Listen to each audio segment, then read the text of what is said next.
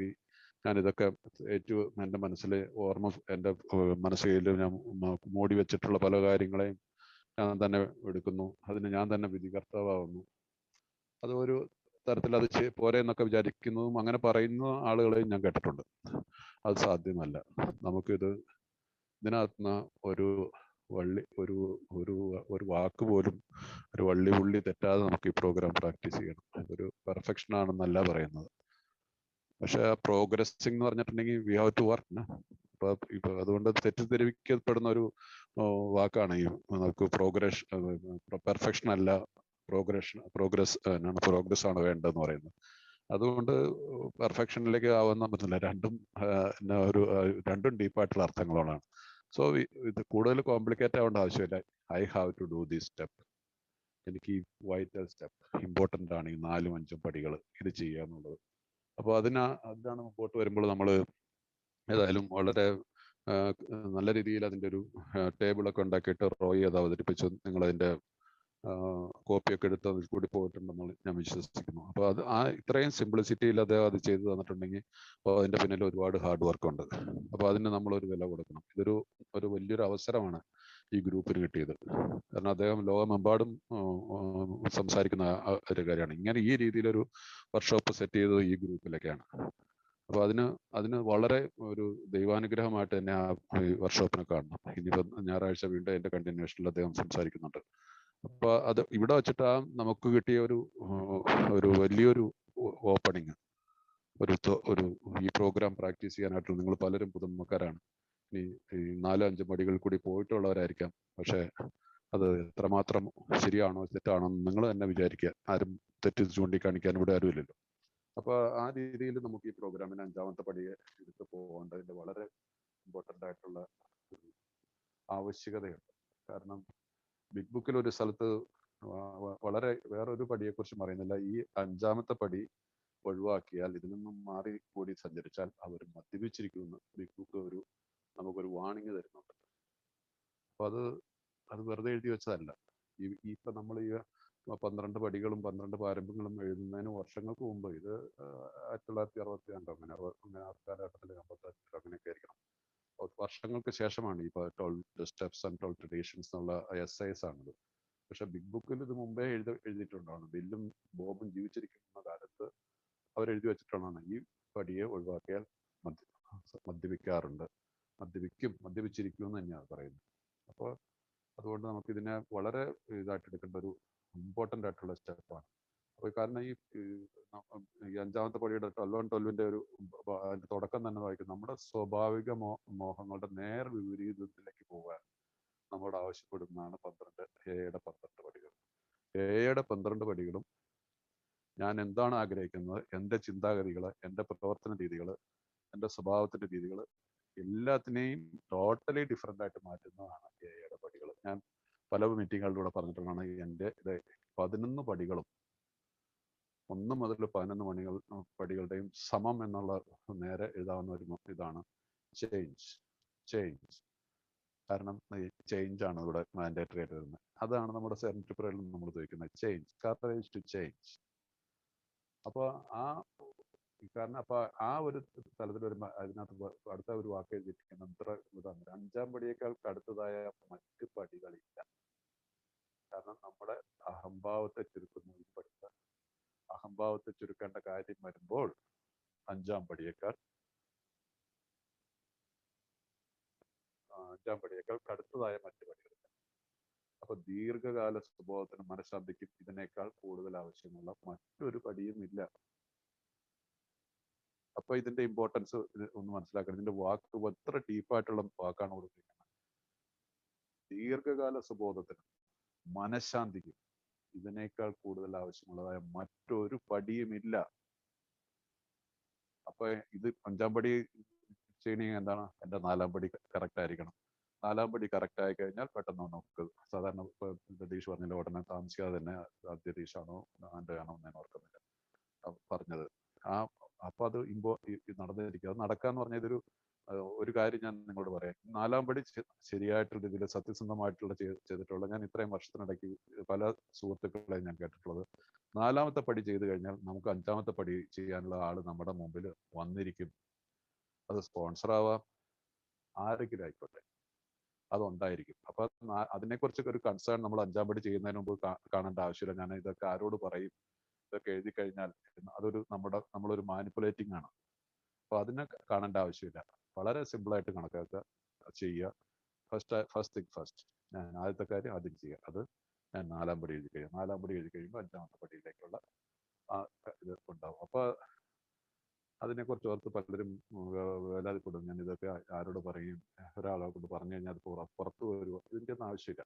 കാരണം ഇവിടെ വെച്ച് മുതൽ നമ്മളൊരു സ്പിരിച്വൽ ആയിട്ടുള്ള, ആധ്യാത്മികമായിട്ടുള്ള, കാരണം there is a solution എന്നുള്ള ആ ബുക്കിനകത്ത് അതിനകത്ത് മുഴുവൻ പല ഭാഗങ്ങളിലായിട്ട് പറഞ്ഞിരിക്കുന്നതാണ് only a spiritual experience. ഈ സ്പിരിച്വൽ എക്സ്പീരിയൻസ് വരുന്നതാണ് ഈ 4ഉം 5ഉം പടികൾ. അപ്പൊ അങ്ങനെ മുമ്പോട്ട് പോകുമ്പോൾ നമുക്ക് ഈ ഇതിനെക്കുറിച്ച് വളരെ ഭംഗിയായിട്ട് എഴുതിയിട്ടുള്ള കുറെ വാക്കുകൾ, എനിക്ക് എന്നെ സ്പർശിച്ചിട്ടുള്ള ചില വാക്കുകൾ നിങ്ങൾ മുമ്പിൽ ഒന്ന് വായിച്ചു കേൾപ്പിക്കാം. എൻ്റെ അനുഭവങ്ങൾ കൂടിയാണ്.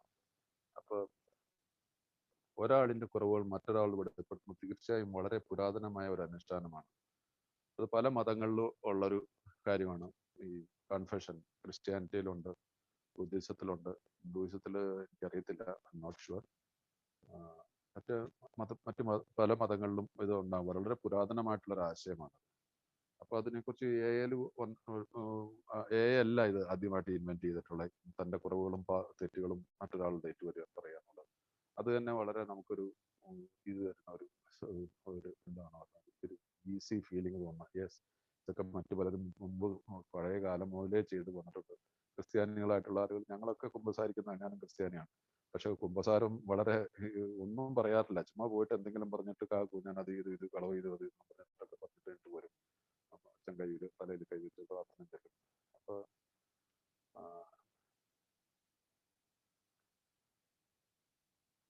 അപ്പൊ ഞാൻ ഇനി ഇത് നിങ്ങളുടെ കയ്യിലൊക്കെ ടെക്സ്റ്റുകളാണ്. ഞാൻ ആ ടെക്സ്റ്റിനകത്തുള്ള ഇനി കൂടുതൽ സമയം വായിക്കുന്നുണ്ട്. പക്ഷെ എൻ്റെ അനുഭവം, ഞാൻ എൻ്റെ അഞ്ചാമത്തെ പടിയെ കുറിച്ച് ഞാൻ നിങ്ങളോട് വിവരിച്ചു. അതായിരിക്കും നല്ലത്. കാരണം ബുക്കുകൾ നിങ്ങളുടെ കയ്യിലുണ്ട്, ലിറ്ററേച്ചർ നിങ്ങളുണ്ട്. ലിറ്ററേച്ചർ കൂടുതൽ വായിച്ച് അത് പോകേണ്ട ആവശ്യമില്ല. ഞാൻ ഇതുപോലെ തന്നെ ഈ മൂന്നാമത്തെ 1, 2, 3 പടിയൊക്കെ കഴിഞ്ഞ് ഒരു വർഷം ഏല് കംപ്ലീറ്റ് ചെയ്ത് ടോക്കണൊക്കെ മേടിച്ചു കഴിഞ്ഞ ഉടനെ തന്നെ ഞാൻ പറഞ്ഞു എനിക്ക് തന്നെ എനിക്ക് 4ാമത്തെ പടി ചെയ്യണം. എൻ്റെ സ്പോൺസറോട് പറഞ്ഞു. അദ്ദേഹമായിട്ട് സംസാരിച്ചു. അദ്ദേഹം അതിനായിട്ടുള്ള കാര്യങ്ങൾ വിശദീകരിച്ചു തന്നു.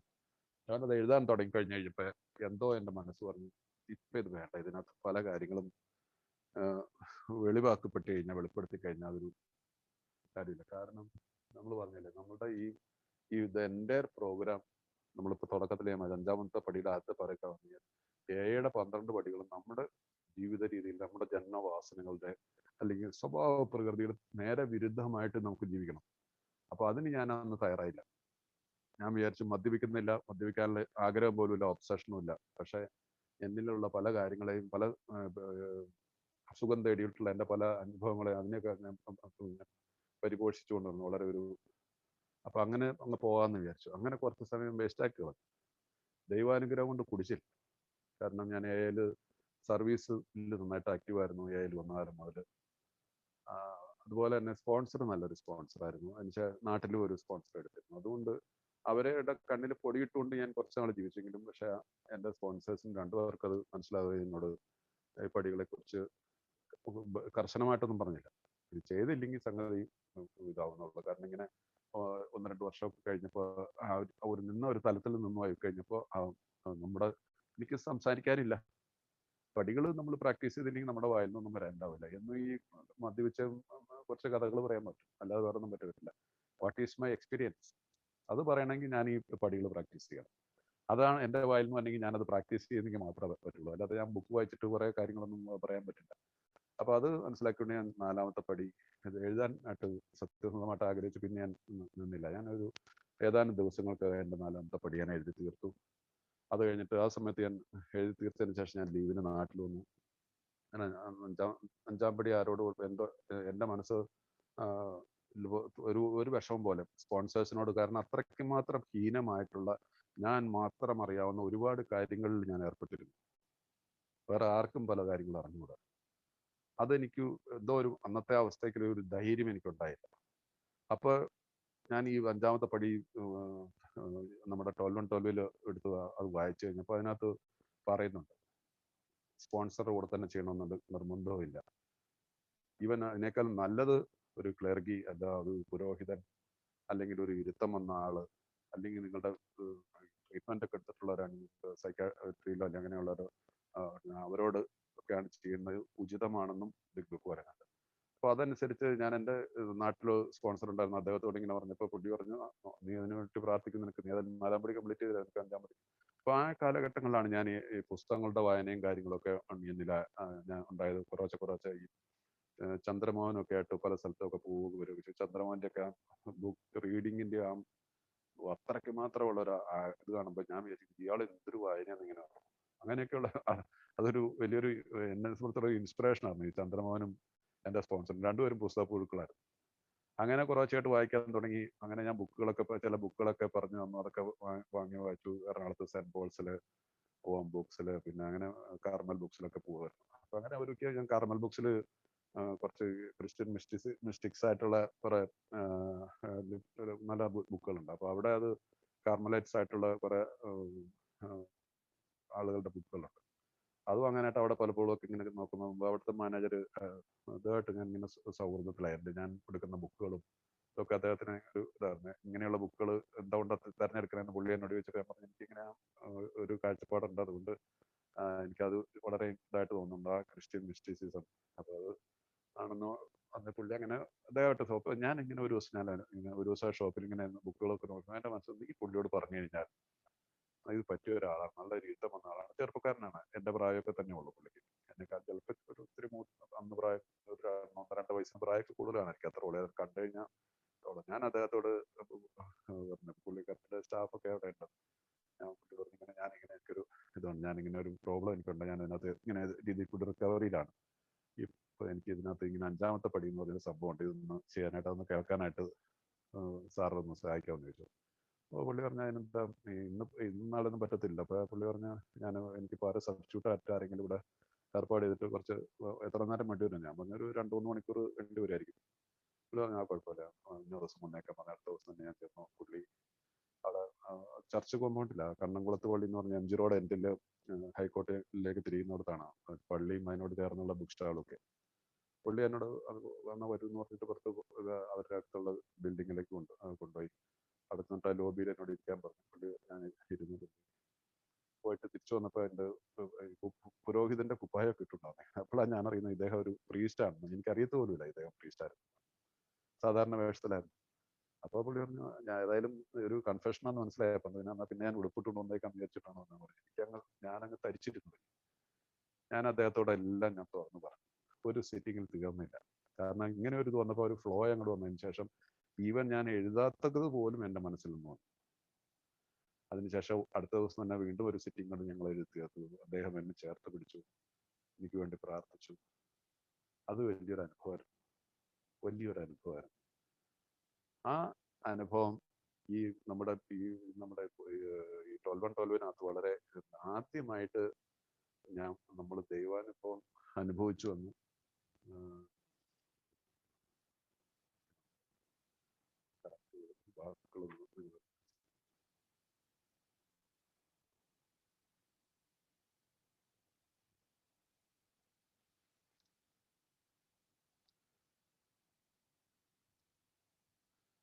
ഒരിക്കൽ നാസ്തികരോ അജ്ഞേയവാദികളായിരുന്ന ധാരാളം ഏകൾ പറയുന്നത് 5ാം പടിയിൽ വെച്ചാണ് ആദ്യമായി ദൈവത്തിന്റെ സാന്നിധ്യം സത്യത്തിൽ ഞങ്ങൾക്ക് അനുഭവവേദ്യമായത് എന്നാണ്.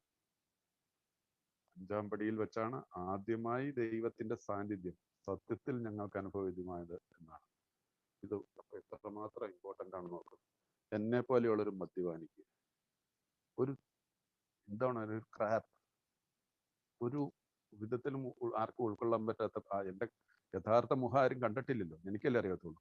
ആ വ്യക്തിക്ക് ദൈവാനുഭവം ഉണ്ടാക്കി തരുന്ന ഒരു പടി 5ാമത്തെ പടി. എത്ര വലിയൊരു അനുഭവം അത്. എനിക്കറിയത്തില്ല എൻ്റെ ആ സമയത്തൊന്നും ഞാൻ അത് ഈ വാക്കിനെ ഞാനിപ്പോ വായിച്ച ഭാഗം പോലും ഞാൻ അന്ന് വായിച്ചായിട്ട് എനിക്ക് ഓർമ്മയില്ല. പക്ഷെ അത് കുറച്ച് കഴിഞ്ഞപ്പോൾ ഇതൊക്കെ സീരിയസ് ആയിട്ട് ഇതിനകത്ത് ലിറ്ററേച്ചർ പഠിക്കുന്നതിൻ്റെ ഇമ്പോർട്ടൻസ് മനസ്സിലാക്കി കഴിഞ്ഞപ്പോൾ അതിനകത്തോട് വർക്ക് ചെയ്തു. അപ്പോൾ എനിക്കതൊന്ന് മനസ്സിലാവുന്നുണ്ട് ആ 5-ാം പടി. ഞാൻ അതിന് ശേഷം എനിക്ക് ഒന്നുകൂടെ ചെയ്യേണ്ട വന്നു. കുറച്ച് കാര്യങ്ങൾ പിന്നീട് എൻ്റെ ജീവിതത്തിൽ കുറച്ച് മാലിന്യങ്ങൾ വന്നു. 20ാമത്തെ വർഷത്തിൽ ഞാൻ ഇതിനെക്കുറിച്ച് എൻ്റെ സ്പോൺസറോട് പറഞ്ഞു. പുള്ളി പറഞ്ഞു, do your 4th step again. ഞാൻ പറഞ്ഞു 20 വർഷം കഴിഞ്ഞ് ഞാൻ ഇതിനകത്ത് ഇനി 4-ാം പടിയാണ്. ആ ഒരു കുറച്ച് കാര്യങ്ങളൊക്കെ നോ ചെയ്യാൻ പറഞ്ഞു. ചെയ്തു. 5ഉം ചെയ്തു. അതും ഭാഗ്യവശാൽ നമ്മുടെ പുരോഹിതത്തെ കിട്ടി. നമുക്കെല്ലാം അറിയാം, നമ്മുടെ മത്തായച്ചനാണ്. ഞാൻ വാരണാസിയിലുണ്ടായിരുന്നു. അപ്പോൾ വാരണാസിയിൽ വെച്ചിട്ട് അദ്ദേഹത്തിൻ്റെ അടുത്ത് വാരണാസിയിലെ സെൻറ്ററിൽ പോയിട്ട് അദ്ദേഹമായിട്ട് അത് ചെയ്യാനായിട്ടുള്ളൊരു ഭാഗ്യം കൂടെ ഉണ്ടായി. അതുകൊണ്ട് ഇന്ന് വളരെ സന്തോഷവാനാണ്. എൻ്റെ ജീവിതത്തിലെ ഒരു പ്രശ്നങ്ങളെ ഞാൻ ബോധർ ചെയ്യുന്നില്ല. ഇന്നും ഇപ്പോൾ ലതീഷിന് പറഞ്ഞ ഒരു ലതീഷ് അനുഭവിച്ചുകൊണ്ടിരിക്കുന്ന ആ ഒരു ഇതിൽ നിന്നാണ് ഞാൻ ലതീഷിൻ്റെ അമ്മയും എൻ്റെ അമ്മയും ഒരേ സമയത്ത് തന്നെയാണ് 2 കിടപ്പിലായത്. എൻ്റെ അമ്മച്ചി ഇപ്പോഴും ജീവിച്ചിരിക്കുന്നു. പക്ഷേ ഒരു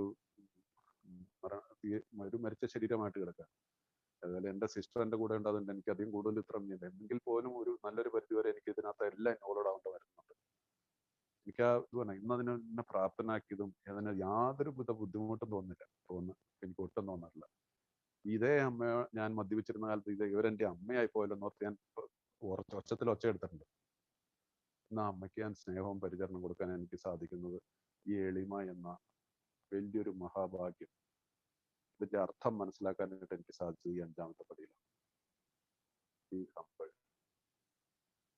ആ ഒരനുഭവം എന്തിനേയും താങ്ങാനുള്ള പല അറ്റാക്കുകളും പല രീതിയിലും എനിക്ക് അകത്തും പുറത്തും ഒക്കെ വരാറുണ്ട് പലപ്പോഴും. പക്ഷെ അവിടെ എല്ലാം സമചിത്തതയോടെ നിൽക്കാനായിട്ട് എനിക്ക് സാധിക്കുന്നുണ്ട്. ഞാൻ വറീഡല്ല. ഒരുപാട് പ്രശ്നങ്ങളുണ്ട്, പക്ഷെ ഐ ആം നോട്ട് വറീഡ്. കാരണം എനിക്കിന്ന് തീർച്ചയായിട്ടും ഒരു ഇതുണ്ട്. ഞാൻ എൻ്റെ മുൻകാലങ്ങളിൽ ഞാൻ ജീവിച്ചിരുന്ന തലത്തിൽ ഞാൻ ജീവിക്കുന്നില്ല. എന്നിൽ സത്യസന്ധതയുണ്ട്. ഞാൻ ഇന്നൊരു നമ്മൾ തെറ്റെന്ന് പറയുന്നു, ശരിയായിട്ട് പറഞ്ഞ പാപം. കാരണം നമ്മുടെ ബിഗ് ബുക്കിൽ ഉദ്ധരിച്ചിരിക്കുന്ന വാക്ക് തന്നെയാണ് സിൻ എന്നുള്ളത്. there is 2 sins in alcoholics ആണ്. ഒന്ന് സ്വന്തം വളർച്ച മുരടിപ്പിക്കുന്ന പാപം, ഒന്ന് മറ്റൊരാളുടെ വളർച്ചയെ മുരടിപ്പിക്കുന്ന പാപം. രണ്ടും പാപമാണ്. പക്ഷെ എന്തോരം അർത്ഥങ്ങളുണ്ട് അതിനകത്ത്. എൻ്റെ വളർച്ചയെ മുരടിപ്പിക്കുന്ന എന്താണ്? എൻ്റെ ക്യാരക്ടർ ഡിഫക്ട്സ് ആണ്. മറ്റുള്ളവരുടെ വളർച്ചയെ മുരടിപ്പിക്കുന്നതാണ് ഇതാണ് മറ്റുള്ളവർക്ക് ഞാൻ എന്താണ് പറയുക, തെറ്റായിട്ടുള്ള മെസ്സേജുകൾ പാസ് ചെയ്യുക എന്നുള്ളത്. അപ്പോൾ ഇതിൽ നിന്നൊരു എനിക്ക് തോന്നുന്ന ഒരു സെർട്ടൺ എക്സ്റ്റെൻഡ് ഞാൻ ഇന്നും പുറത്താണ്. എനിക്ക് യാതൊരു പ്രശ്നമില്ല. ഇങ്ങനെയുള്ള പാപങ്ങളിലേക്ക് ഞാൻ പോകാറില്ല. ഞാൻ ഇന്ന് 1 day at a time, ഇന്നലത്തേക്കാളും ബെറ്ററായിട്ട്, കുറച്ചുകൂടി ബെറ്ററായിട്ട് ഞാൻ ജീവിക്കാനായിട്ട് ശ്രമിക്കുന്നു. അതുകൊണ്ട് ഞാൻ ഇവിടെ വെച്ച് നിർത്തുകയാണ്. ലതീഷിനോട് ഞാൻ അന്ന് മെസ്സേജ് ചെയ്തിരുന്നു, പക്ഷെ പിന്നീട് വിളിക്കാൻ പറ്റിയില്ല. ഒത്തിരി കോംപ്ലിക്കേറ്റഡ് ആയിട്ടുള്ള ഒരു സിറ്റുവേഷനെ കൂടി ഞാൻ പോയിക്കുന്നുണ്ട്.